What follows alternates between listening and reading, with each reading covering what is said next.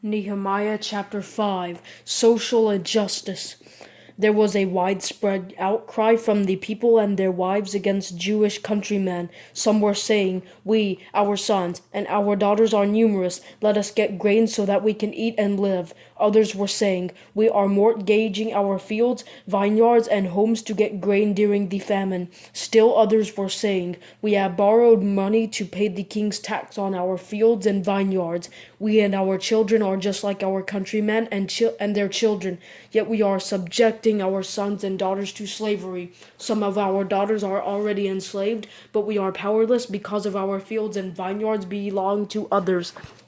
I became extremely angry when I heard their outcry and these complaints. After seriously considering the matter, I accused the nobles and officials, saying to them, "Each of you is charging his countrymen interest." So I called a large assembly against them and said, "We have done our best to buy back our Jewish countrymen who were sold to foreigners, but now you sell your own countrymen, and we have to buy them back." They remained silent and could not say a word. Then I said, "What you are doing is not right. Shouldn't you walk in the fear of our God and not invite the reproach of our foreign enemies? Even I, as well as my brothers and my servants, have been lending them money and grain. Please, let us stop charging this interest. Return their fields, vineyards, olive groves, and houses to them immediately, along with the percentage of the money, grain, new wine, and olive oil that you have been assessing them." They responded, "We will return these things and require nothing more from them. We will do as you say." So I summoned the priests and made everyone take an oath to do this. I also shook the folds of my robe and said, "May God likewise shake from his house and property everyone who does not keep this promise. May he be shaken out and have nothing." The whole assembly said, "Amen," and they praised the Lord. Then the people did as they had promised. Good and bad governors.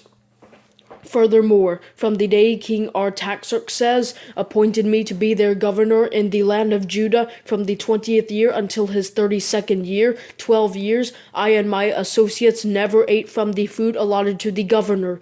The governors who preceded me had heavily burdened the people, taking food and wine from them as well as a pound of silver. Their subordinates also oppressed the people, but I did not do this because of the fear of God. Instead, I devoted myself to the construction of the wall, and my subordinates were gathered there for the work. We did not buy any land. There were 150 Jews and officials, as well as guests from the surrounding nations at my table. Each day, 1 ox, 6 choice sheep, and some fowl were prepared for me. An abundance of all kinds of wine was provided every 10 days. But I did not demand the food allotted to the governor, because the burden on the people was so heavy. Remember me favorably, my God, for all that I have done for this people.